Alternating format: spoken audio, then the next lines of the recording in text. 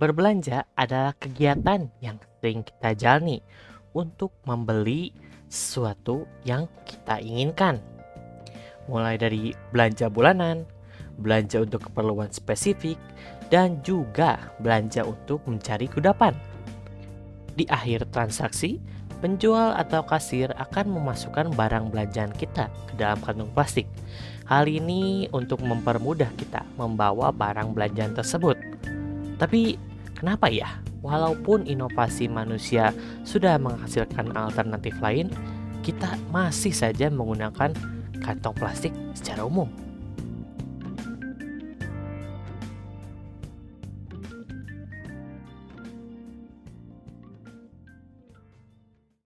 Kantong plastik juga sering disebut dengan istilah tas plastik, yang merupakan kantong pembungkus yang berbahan dasar plastik dengan nama ilmiah polyvinyl klorida atau polyolefin. Bahan pembuatan plastik ini juga sangat beraneka ragam macamnya, sehingga muncullah jenis-jenis kantong plastik dengan fungsi yang berbeda-beda. Ketersediaan berbagai fungsi bahan plastik ini dan juga biaya produksi yang lebih murah dengan kecepatan produksi yang lebih cepat membuat masyarakat berpikir menggunakan bungkus plastik ini lebih ekonomis. Namun, kita tidak hanya bisa melihat dari sisi ekonomisnya saja, kita perlu melihat dari sisi lingkungan. Dilansir dari video TED Education, pembuatan selembar tas plastik menghasilkan 1,6 kg karbon dioksida. Hal ini setara dengan menjalankan mobil sejauh 6 km loh teman-teman. Namun, hal ini tidak membuat inovasi yang sudah kita buat itu tidak bersalah.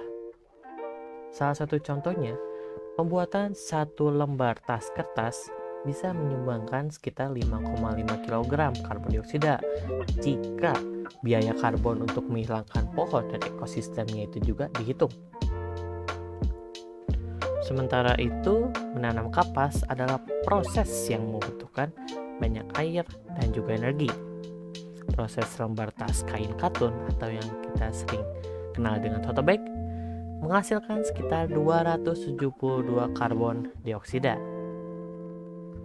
Jika kita membandingkan jejak karbon yang dihasilkan oleh ketiga tas, jelaslah plastik pemenangnya.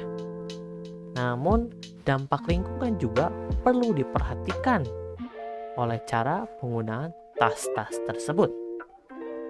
Reusability atau penggunaan kembali dapat mengimbangi kerugian yang ditimbulkan oleh tas-tas tersebut. Untuk mengukur selisihnya, kita dapat membagi jejak karbon sebuah tas dengan jumlah pemakaian kembalinya. Contohnya nih teman-teman, untuk tas plastik itu ada 3 tahap atau 3 kali penggunaan.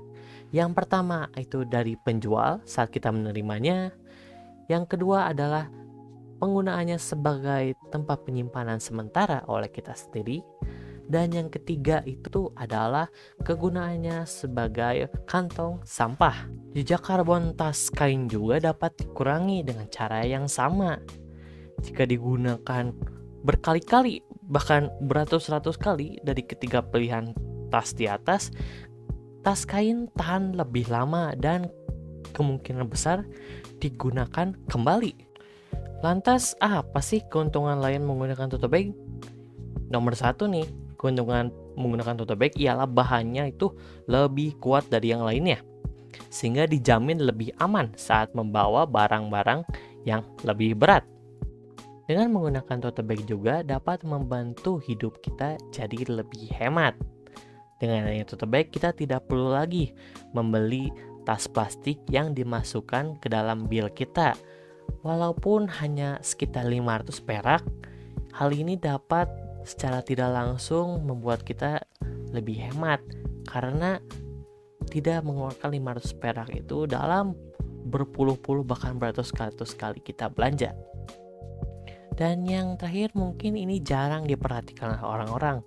Namun, tote bag yang memiliki nilai artistik tinggi seperti tote bag yang dilukis, tote bag yang dibeli juga dalam oil shop di bawah ini seperti contoh ini, itu adalah brand fashion tersendiri bagi anak-anak muda, terlebih untuk generasi Z dan juga milenial. Nah, apakah video kami ini menarik hati teman-teman untuk move on dari tas plastik ke tote bag? Kalau iya, bisa komen di bawah ini juga. Jangan lupa like videonya dan tonton video kami lainnya. So don't forget to be stylish and also save our environment. Sampai jumpa di lain kesempatan. Bye-bye.